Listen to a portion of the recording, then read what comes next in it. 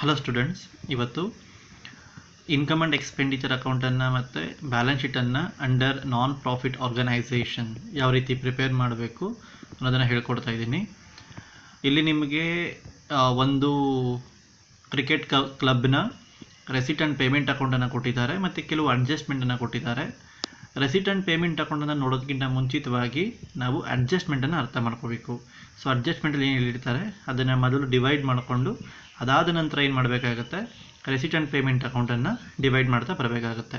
ಮೊದಲಿಗೆ ನಾವು ಅಡ್ಜಸ್ಟ್ಮೆಂಟನ್ನು ಅರ್ಥ ಮಾಡ್ಕೊಳ್ಳೋಣ. ಇಲ್ಲಿ ಫಸ್ಟ್ ಅಡ್ಜಸ್ಟ್ಮೆಂಟ್ ನೋಡಿ, ಎಕ್ಸ್ಪೆನ್ಸಸ್ ಔಟ್ಸ್ಟ್ಯಾಂಡಿಂಗ್ ಸ್ಯಾಲರೀಸ್ 2500, ಪ್ರಿಂಟಿಂಗ್ ₹1000. ಇಲ್ಲಿ ನಿಮಗೆ ಎರಡು ಔಟ್ಸ್ಟ್ಯಾಂಡಿಂಗ್ ಎಕ್ಸ್ಪೆನ್ಸಸನ್ನು ಕೊಟ್ಟಿದ್ದಾರೆ. ಮತ್ತು ಇನ್ನೂ ಒಂದು ವಿಚಾರ ಏನಂತ ಹೇಳಿದ್ರೆ, ಅಡ್ಜಸ್ಟ್ಮೆಂಟಲ್ಲಿ ಕೊಟ್ಟಿರುವಂಥದ್ದು 2 ಬಾರಿ ಎಫೆಕ್ಟ್ ಆಗಬೇಕು. ಕಂಪಲ್ಸರಿ ನಿಮಗೆ ಈ ಅಡ್ಜಸ್ಟ್ಮೆಂಟು ಒಂದು ಬಾರಿ ಇನ್ಕಮ್ ಆ್ಯಂಡ್ ಎಕ್ಸ್ಪೆಂಡಿಚರ್ ಅಕೌಂಟಲ್ಲಿ ಬರುತ್ತೆ. It may be income side, it may be expenses side. ಒಂದು ಬಾರಿ ಇನ್ಕಮ್ ಆ್ಯಂಡ್ ಎಕ್ಸ್ಪೆಂಡಿಚರ್ ಅಕೌಂಟಲ್ಲಿ ಬರುತ್ತೆ, ಇನ್ನೊಂದು ಬಾರಿ ಕಂಪಲ್ಸರಿ ಬ್ಯಾಲೆನ್ಸ್ ಶೀಟಲ್ಲಿ ಬರುತ್ತೆ. ಸೊ ನಾವು ಅದನ್ನು ಏನು ಮಾಡಬೇಕು, ಇನ್ಕಮ್ ಸೈಡ್ ಬರುತ್ತಾ ಅಥವಾ ಎಕ್ಸ್ಪೆನ್ಸಸ್ ಸೈಡ್ ಬರುತ್ತಾ, ಅದೇ ರೀತಿಯಲ್ಲಿ ಬ್ಯಾಲೆನ್ಸ್ ಶೀಟ್ ಅಂತ ಬಂದಾಗ ಲಯಬಿಲಿಟಿ ಸೈಡ್ ಬರುತ್ತಾ ಅಥವಾ ಅಸೆಟ್ ಸೈಡ್ ಬರುತ್ತಾ ಅನ್ನೋದನ್ನು ತಿಳ್ಕೊಬೇಕು. ಬಟ್ ಇನ್ನೂ ಒಂದು ಏನೋ ಸಿಂಪಲ್ ಅಂತ ಹೇಳಿದ್ರೆ, ಕಂಪಲ್ಸರಿ ಇನ್ಕಮ್ ಆ್ಯಂಡ್ ಎಕ್ಸ್ಪೆಂಡಿಚರ್ ಅಕೌಂಟಲ್ಲಿ ಒಂದು ಬಾರಿ ಬಂದರೆ ಬ್ಯಾಲೆನ್ಸ್ ಶೀಟಲ್ಲಿ ಒಂದು ಬಾರಿ ಬರಬೇಕು. ಇಲ್ಲಿ ನಿಮಗೆ ಸ್ಯಾಲರಿ ಮತ್ತು ಪ್ರಿಂಟಿಂಗ್ ಔಟ್ಸ್ಟ್ಯಾಂಡಿಂಗ್ ಅಂತ ಕೊಟ್ಟಿದ್ದಾರೆ. ಸೊ ನೀವೇನು ಮಾಡಬೇಕು, ಈ ಔಟ್ಸ್ಟ್ಯಾಂಡಿಂಗನ್ನು ಇನ್ಕಮ್ ಆ್ಯಂಡ್ ಎಕ್ಸ್ಪೆಂಡಿಚರ್ ಅಕೌಂಟಲ್ಲಿ ಎಕ್ಸ್ಪೆಂಡಿಚರ್ ಸೈಡ್ ತಗೋಬೇಕಾಗತ್ತೆ. ಅದಕ್ಕೆ ಅದೇ ರೀತಿಯಲ್ಲಿ ಅವರೇನಾದರೂ ಮೊದಲೇ ರೆಸಿಟ್ ಆ್ಯಂಡ್ ಪೇಮೆಂಟ್ ಅಕೌಂಟಲ್ಲಿ ಸ್ಯಾಲರಿ ಮತ್ತು ಪ್ರಿಂಟಿಂಗನ್ನು ಕೊಟ್ಟಿದ್ದರೆ ಅದನ್ನೇನು ಮಾಡಬೇಕು, ಈ ಔಟ್ಸ್ಟ್ಯಾಂಡಿಂಗನ್ನು ಅದಕ್ಕೆ ಆ್ಯಡ್ ಮಾಡಬೇಕಾಗತ್ತೆ. ಕೊಟ್ಟಿಲ್ಲ ಅಂತ ಹೇಳಿದ್ರೆ ನೇರವಾಗಿ ಸಪರೇಟಾಗಿ ಏನು ಮಾಡಬೇಕು, ಎಕ್ಸ್ಪೆಂಡಿಚರ್ ಸೈಡ್ ನೀವು ಒಂದು ಬಾರಿ ತೊಗೊಬೇಕು, ಇನ್ನೊಂದು ಬಾರಿ ಬ್ಯಾಲೆನ್ಸ್ ಶೀಟಲ್ಲಿ ಲಯಬಿಲಿಟಿ ಸೈಡ್ ತೊಗೋಬೇಕಾಗತ್ತೆ. ಬ್ಯಾಲೆನ್ಸ್ ಶೀಟಲ್ಲಿ ಲಯಬಿಲಿಟಿ ಸೈಡ್ ತೊಗೋಬೇಕಾಗತ್ತೆ. ಓಕೆನಾ? ಏನಕ್ಕಂದರೆ ನಾವು ಇದನ್ನು ಪೇಮೆಂಟ್ ಮಾಡಬೇಕು. ಸ್ಯಾಲರಿ ಮತ್ತು ಪ್ರಿಂಟಿಂಗ್ ಎಕ್ಸ್ಪೆನ್ಸಸ್ಸನ್ನು ನಾವು ಪೇಮೆಂಟ್ ಮಾಡಬೇಕಾಗಿರೋದ್ರಿಂದ ನಮಗೆ ಅದು ಲಯಬಿಲಿಟಿ ಆಗುತ್ತೆ. ನೆಕ್ಸ್ಟ್ ಸೆಕೆಂಡ್ ಒನ್ ನೋಡಿ, ಸಬ್ಸ್ಕ್ರಿಪ್ಷನ್ಸ್ ಡ್ಯೂ ಫಾರ್ 2013-14 ಫಾರ್ ₹2000 ಅಂತ ಹೇಳಿದ್ದಾನೆ. ಸಬ್ಸ್ಕ್ರಿಪ್ಷನ್ ಫೀಸ್ ನಮಗೆ ಬಂದಿಲ್ಲ. ಸೊ ನೀವೇನು ಮಾಡಬೇಕು, ಒಂದು ಬಾರಿ ಇನ್ಕಮ್ ಆ್ಯಂಡ್ ಎಕ್ಸ್ಪೆಂಡಿಚರ್ ಅಕೌಂಟಲ್ಲಿ ಇನ್ಕಮ್ ಸೈಡ್ ತಗೋಬೇಕು. ಏನಕ್ಕಂದರೆ ಸಬ್ಸ್ಕ್ರಿಪ್ಷನ್ ಫೀಸು ನಿಮಗೆ ಬರುತ್ತೆ, ನಮಗೆ ಅಂದರೆ ಆ ಒಂದು ಕ್ಲಬ್ಗೆ ಬರಬೇಕು. ಅದಕ್ಕೋಸ್ಕರ ನಮಗೆ ಇನ್ಕಮ್ ಆಗಿರೋದ್ರಿಂದ ಅದನ್ನು ಇನ್ಕಮ್ ಆ್ಯಂಡ್ ಎಕ್ಸ್ಪೆಂಡಿಚರ್ ಅಕೌಂಟಲ್ಲಿ ಇನ್ಕಮ್ ಸೈಡ್ ತಗೋಬೇಕು. ಅದೇ ರೀತಿಯಲ್ಲಿ ದುಡ್ಡು ನಮಗೆ ಬರ್ತಾ ಇರೋದ್ರಿಂದ ಬ್ಯಾಲೆನ್ಸ್ ಶೀಟಲ್ಲಿ ಏನು ಮಾಡಬೇಕು, ಅಸೆಟ್ ಸೈಡ್ ತಗೋಬೇಕು. ಇನ್ನೂ ಸಿಂಪಲ್ ಅಂತ ಹೇಳಿದ್ರೆ, ನಿಮಗೆ ದುಡ್ಡು ಬಂದರೆ ಇನ್ಕಮ್ ಮತ್ತು ಅಸೆಟ್ ಸೈಡು, ನಿಮ್ಮಿಂದ ದುಡ್ಡು ಹೋದರೆ ಎಕ್ಸ್ಪೆನ್ಸಸ್ ಅಂದರೆ ಎಕ್ಸ್ಪೆಂಡಿಚರ್ ಮತ್ತು ಲಯಬಿಲಿಟಿ ಸೈಡ್ ತಗೋಬೇಕು ಅಷ್ಟೇ. Then sports equipments on 31st March 2014 were valued at ₹25,100 ಅಂತ ಹೇಳಿದ್ದಾನೆ. ಅಂದರೆ ನಿಮಗೆ ರೆಸಿಟ್ ಆ್ಯಂಡ್ ಪೇಮೆಂಟ್ ಅಕೌಂಟಲ್ಲಿ ಒಂದು ಬ್ಯಾಲೆನ್ಸನ್ನು ಕೊಟ್ಟಿರ್ತಾರೆ. ಸೊ ಇಲ್ಲಿ ಅವರು ರಿವ್ಯಾಲ್ಯೂ ಮಾಡಿದ್ದಾರೆ. ರಿವ್ಯಾಲ್ಯೂ ಮಾಡಿದಾಗ ₹25,100 ಬಂದಿರುತ್ತೆ. ಸೊ ಇದನ್ನೇನು ಮಾಡಬೇಕು, ಇನ್ಕಮ್ ಆ್ಯಂಡ್ ಎಕ್ಸ್ಪೆಂಡಿಚರ್ ಅಕೌಂಟಲ್ಲಿ ಒಂದು ಬಾರಿ ತಗೋಬೇಕು. ನೋಡಿ, ಅಸೆಟ್ ವ್ಯಾಲ್ಯೂ ಜಾಸ್ತಿ ಆಗಿದ್ದರೆ ಇನ್ಕಮ್ ಸೈಡ್ ತೊಗೋತೀವಿ, ಕಡಿಮೆ ಆಗಿದ್ದರೆ ಎಕ್ಸ್ಪೆಂಡಿಚರ್ ಸೈಡ್ ತೊಗೋತೀವಿ. ಅದನ್ನು ನಾವು ನೋಡೋಣ. ಅದೇ ರೀತಿಯಲ್ಲಿ ಬ್ಯಾಲೆನ್ಸ್ ಶೀಟಲ್ಲಿ ಏನು ಮಾಡಬೇಕು, ಈ ಅಸೆಟ್ ವ್ಯಾಲ್ಯೂನ ಡೈರೆಕ್ಟಾಗಿ ತೊಗೋಬೇಕಾಗತ್ತೆ. ₹25,100 ನಾವು ನೇರವಾಗಿ ತೊಗೋಬೇಕಾಗತ್ತೆ. Then postage stamps on hand ₹100. ಅದರ ಅರ್ಥ ಪೋಸ್ಟೇಜ್ ಸ್ಟ್ಯಾಂಪ್ಸ್ ಬಂದು ಕ್ಲೋಸಿಂಗ್ ಸ್ಟಾಕ್ ಎಷ್ಟಿದೆ, ₹100 ಇದೆ. ನಾವೇನು ಮಾಡಬೇಕು, ಇದನ್ನು ಇನ್ಕಮ್ ಆ್ಯಂಡ್ ಎಕ್ಸ್ಪೆಂಡಿಚರ್ ಅಕೌಂಟಲ್ಲಿ ಒಂದು ಬಾರಿ ತೊಗೊಬೇಕಾಗತ್ತೆ. ಪೋಸ್ಟೇಜ್ ಏನು ಎಕ್ಸ್ಪೆನ್ಸ್ ಇರುತ್ತೆ ಅದರಿಂದ ಲೆಸ್ ಮಾಡ್ಕೊಬೇಕು.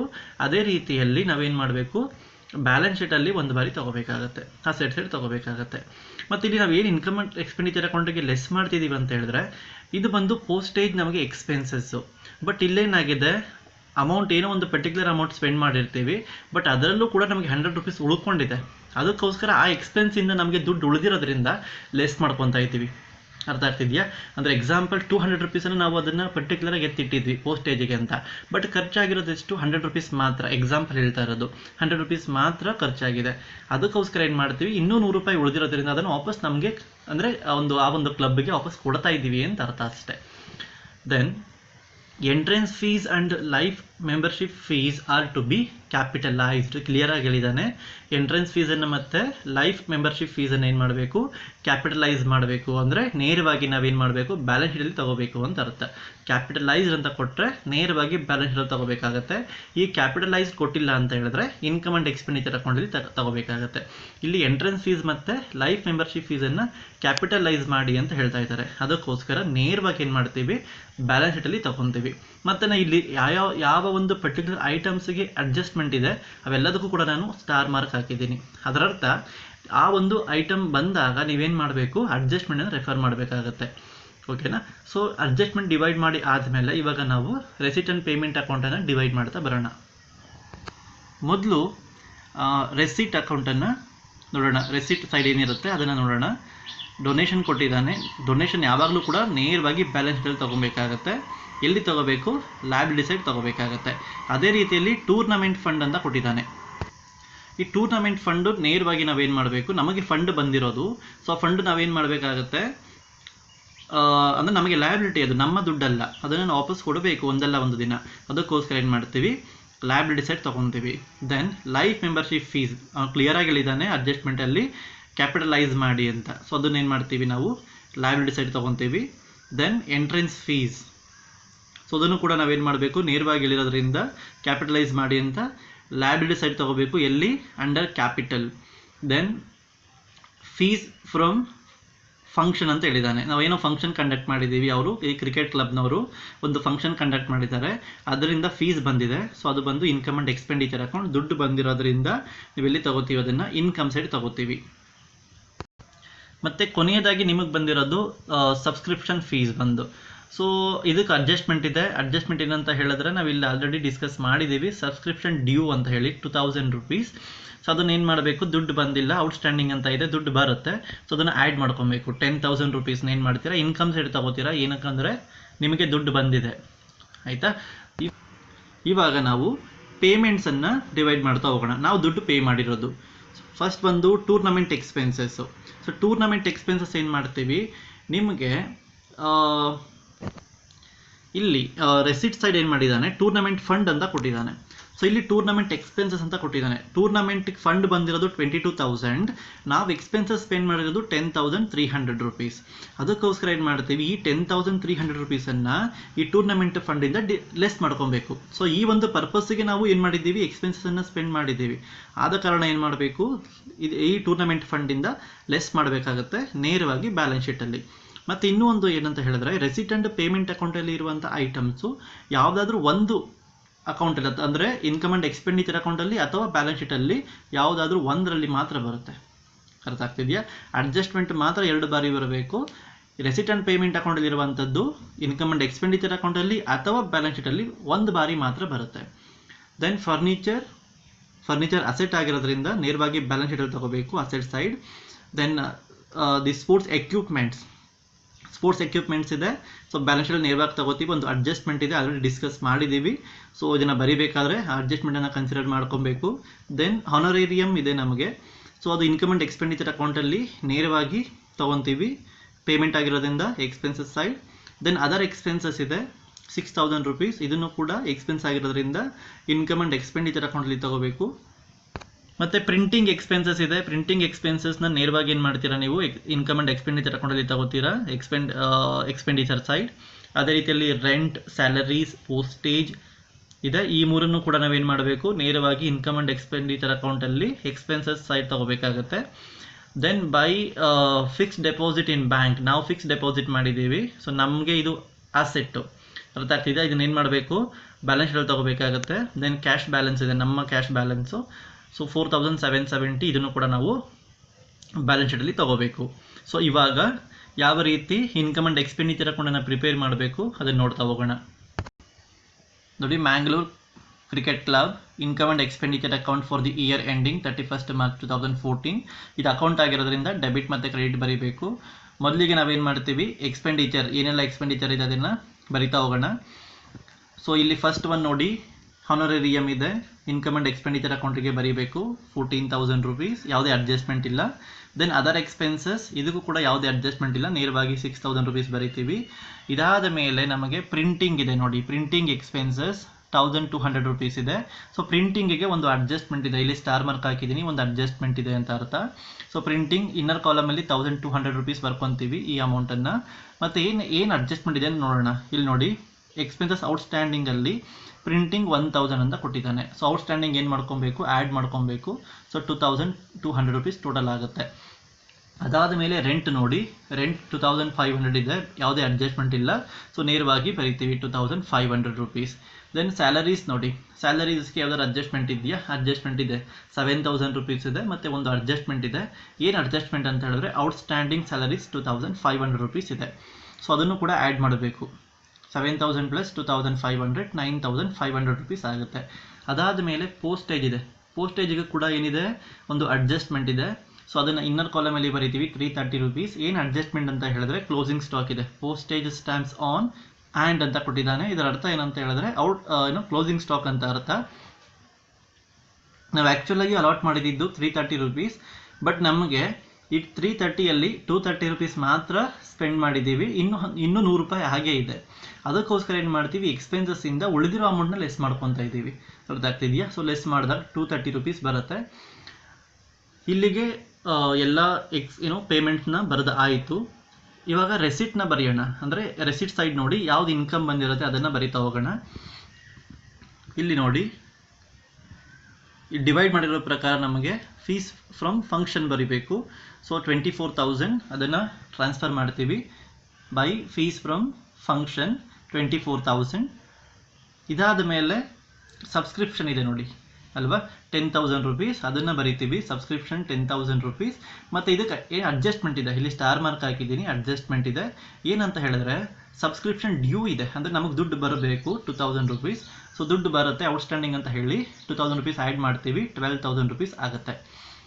ಸೊ ಇದಾದ ಮೇಲೆ ಏನು ಮಾಡಬೇಕು, ಅಡ್ಜಸ್ಟ್ಮೆಂಟಲ್ಲಿ ಯಾವ್ದಾರು ಬಿಟ್ಟಿದ್ದೀವ ನೋಡಬೇಕು. ಇಲ್ಲಿ ಔಟ್ಸ್ಟ್ಯಾಂಡಿಂಗ್ ತಗೊಂಡಾಯಿತು, ಸ್ಯಾಲರಿ ಕೂಡ ತಗೊಂಡಿದ್ದೀವಿ, ಪ್ರಿಂಟಿಂಗ್ ಕೂಡ ತಗೊಂಡಿದ್ದೀವಿ. ಅದಾದ ಮೇಲೆ ಸಬ್ಸ್ಕ್ರಿಪ್ಷನ್ ಔಟ್ಸ್ಟ್ಯಾಂಡ್ ಡ್ಯೂ ಅದನ್ನು ಕೂಡ ತಗೊಂಡಿದ್ದೀವಿ.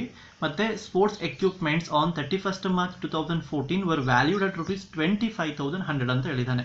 ಅಂದರೆ 25,000 ರೂಪಾಯಿ ಮತ್ತು ಇವೇನೋ 25,100 ರೂಪಾಯಿಗೆ ಏನು ಮಾಡಿದ್ದೀವಿ, ನಾವು ವ್ಯಾಲ್ಯೂ ಮಾಡಿದ್ದೀವಿ. ಸೊ ಅದು ಇಲ್ಲಿ ನಮಗೆ ಡಿಪ್ರಿಸಿಯೇಷನ್ ಆಗಿದೆಯಾ ಅಪ್ರಿಸಿಯೇಷನ್ ಆಗಿದೆಯಾ ಅಂತ ತಿಳ್ಕೊಬೇಕು ಅಂದರೆ ನಾವೇನು ಮಾಡಬೇಕು, ರೆಸಿಟ್ ಆ್ಯಂಡ್ ಪೇಮೆಂಟ್ ಅಕೌಂಟಲ್ಲಿ ಇರುವಂತಹ ಸ್ಪೋರ್ಟ್ಸ್ ಎಕ್ವಿಪ್ಮೆಂಟ್ ವ್ಯಾಲ್ಯೂನ ಕಂಪೇರ್ ಮಾಡಬೇಕು. ಸೊ ಇಲ್ಲಿ ನೋಡಿ, ರೆಸಿಟ್ ಆ್ಯಂಡ್ ಪೇಮೆಂಟ್ ಅಕೌಂಟಲ್ಲಿ ಸ್ಪೋರ್ಟ್ಸ್ ಎಕ್ವಿಪ್ಮೆಂಟ್ ಎಷ್ಟಿದೆ, 30,100 ರೂಪೀಸ್ ಇದೆ. ಬಟ್ ನಾವು ರಿವ್ಯಾಲ್ಯೂ ಮಾಡ್ತಾ ಇರೋದು ಎಷ್ಟಕ್ಕೆ, 25,000 ರೂಪೀಸ್ 100 25,100 ರೂಪೀಸಿಗೆ. ಅಂದ್ರೆ ಅರ್ಥ ಏನು, ಕಡಿಮೆ ಮಾಡ್ತಾ ಇದ್ದೀವಿ, ಡಿಪ್ರಿಸಿಯೇಟ್ ಮಾಡ್ತಾ ಇದ್ದೀವಿ. ಸೊ ಅದಕ್ಕೋಸ್ಕರ ಏನು ಮಾಡಬೇಕು, to depreciation on sports equipments ಅಂತ ತೋರಿಸಬೇಕು. Difference amount 30,100 minus 25,100, you will get 5,000. ಅದೇ ಇನ್ಕ್ರೀಸ್ ಆಗಿದ್ರೆ ಅಪ್ರಿಸಿಯೇಷನ್ ಅಂತ ಬರೆದು ಇಲ್ಲಿ ಇನ್ಕಮ್ ಸೈಡ್ ಬರಿತಾ ಇದ್ವಿ. ಅದಾದ ಮೇಲೆ ಸ್ಪೋರ್ಟ್ಸ್ ಎಕ್ವಿಪ್ಮೆಂಟ್ ತಗೊಂಡಾಯಿತು, ಪೋಸ್ಟೇಜ್ ಕೂಡ ತಗೊಂಡಿದ್ದೀವಿ, 100 ರೂಪೀಸ್ ಲೆಸ್ ಮಾಡಿದ್ದೀವಿ. ಮತ್ತು ಎಂಟ್ರೆನ್ಸ್ ಫೀಸ್ ಇದು ನೇರವಾಗಿ ನಮಗೆ ಕ್ಯಾಪಿಟಲೈಸ್ ಮಾಡಿ ಅಂತ ಹೇಳಿದ್ದಾನೆ. ಸೊ ಇದರಲ್ಲಿ ಇದು 2 ಸಾರಿ ಇದು ಎಫೆಕ್ಟ್ ಆಗೋದಿಲ್ಲ.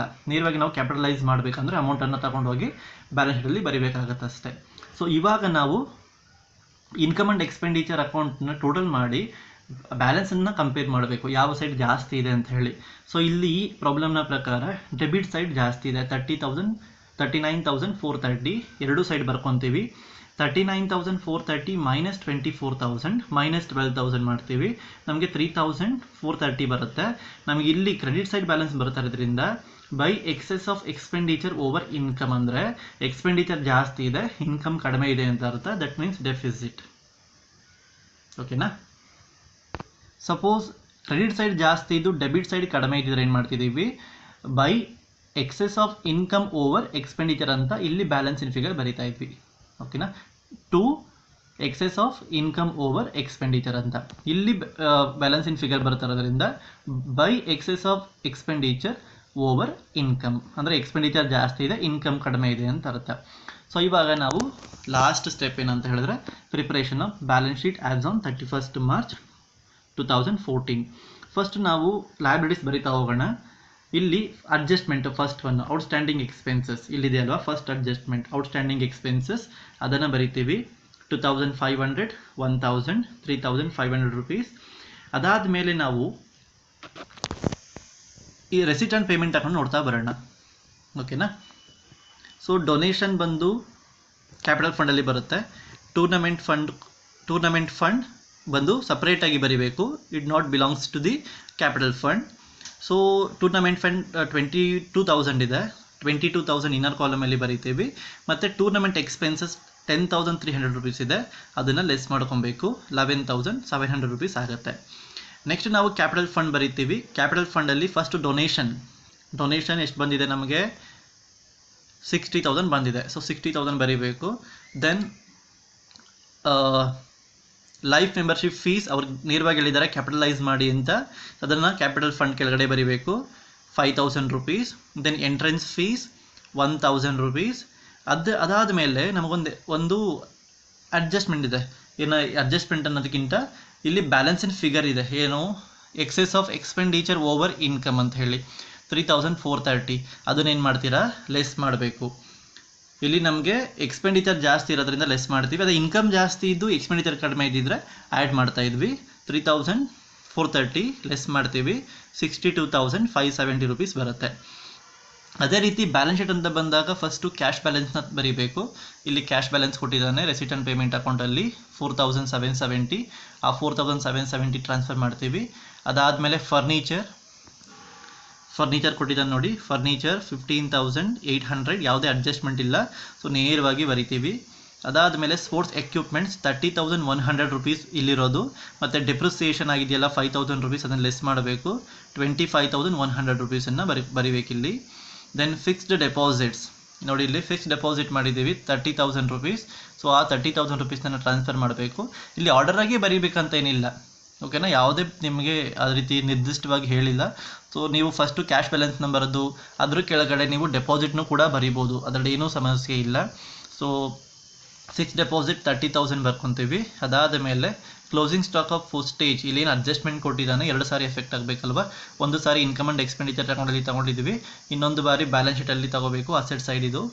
ಸೊ ಅದನ್ನು 100 ರೂಪೀಸ್ ತೊಗೊತಾ ಇದ್ದೀವಿ.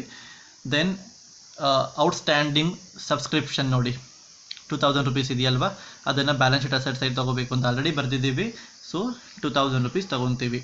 ಮತ್ತು ಯಾವ್ದಾರು ಅಡ್ಜಸ್ಟ್ಮೆಂಟ್ ಬಿಟ್ಟಿದ್ದೀವ ಅಂತ ನೋಡೋಣ. ಎಕ್ಸ್ಪೆನ್ಸಸ್ ಔಟ್ಸ್ಟ್ಯಾಂಡಿಂಗ್ ಸ್ಯಾಲರೀಸ್ ಮತ್ತು ಪ್ರಿಂಟಿಂಗ್ ಆಲ್ರೆಡಿ ತೊಗೊಂಡಿದ್ದೀವಿ. ಅದೇ ರೀತಿಯಲ್ಲಿ ಸಬ್ಸ್ಕ್ರಿಪ್ಷನ್ ಜಸ್ಟ್ ಬರೆದ್ವಿ. ಸ್ಪೋರ್ಟ್ಸ್ ಎಕ್ವಿಪ್ಮೆಂಟ್ಸ್ ಇದನ್ನು ಕೂಡ ಕನ್ಸಿಡರ್ ಮಾಡಿದ್ದೀವಿ.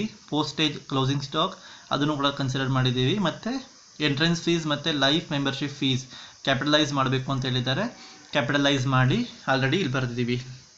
ಎಂಟ್ರೆನ್ಸ್ ಫೀಸ್ ಮತ್ತು ಲೈಫ್ ಮೆಂಬರ್ಶಿಪ್ ಫೀಸ್ ಟೋಟಲ್ ಮಾಡಿದಾಗ 77,770 both the sides. Thank you students. ಏನಾದರೂ ಡೌಟ್ ಇದ್ದರೆ ಕಮೆಂಟ್ ಬಾಕ್ಸಲ್ಲಿ ತಿಳಿಸಿ.